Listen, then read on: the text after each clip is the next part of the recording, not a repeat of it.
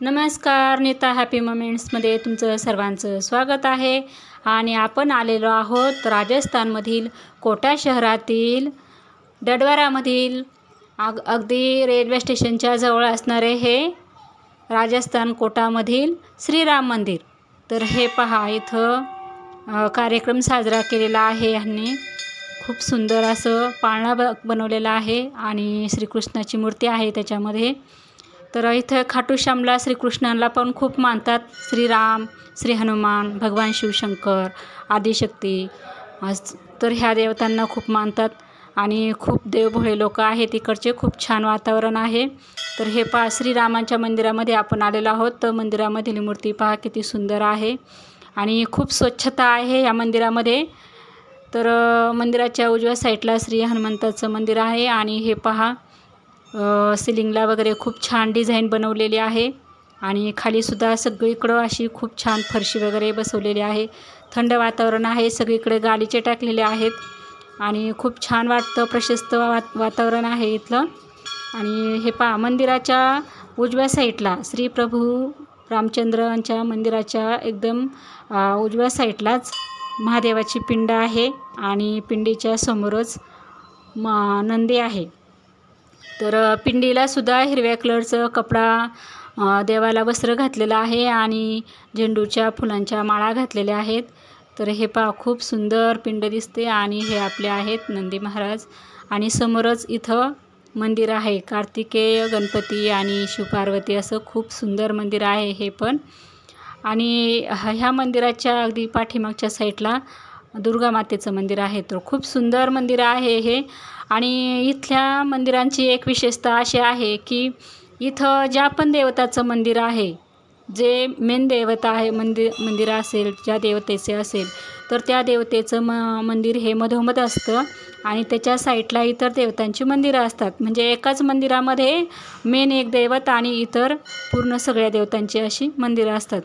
तर इथं महादेवाची पिंड ही प्रत्येक मंदिरामध्ये असते आणि भगवान शिवशंकर, दुर्गा माता आणि श्री हनुमंताचं हे मंदिर असतंच.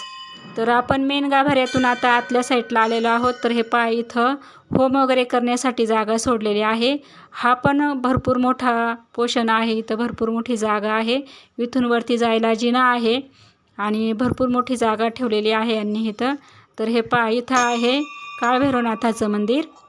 हर हर भैरवनाथ महाराज की जय, हर हर महादेव, गुरुदेव दत्त.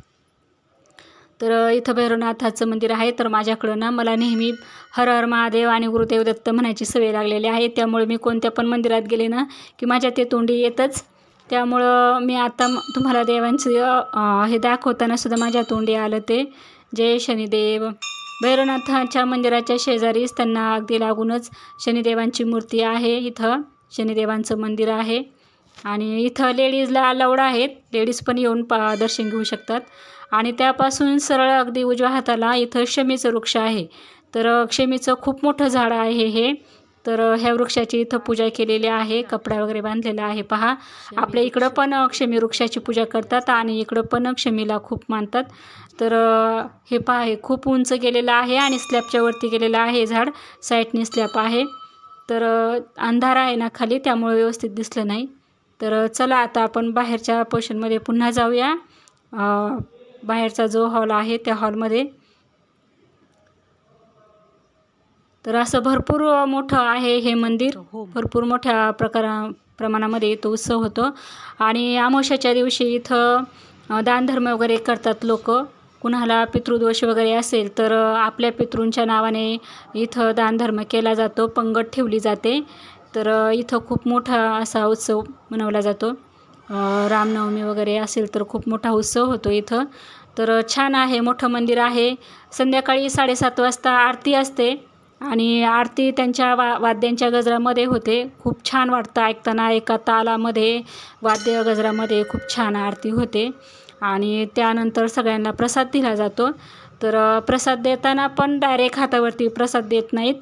तर प्रसाद देताना अगोदर कागद देतात हातावरती आणि त्या कागदावरती प्रसाद देतात. आणि आपण पण आपल्याला स्वतःच्या इच्छेनुसार प्रसाद वाटायचा असेल तर वाटू शकतो.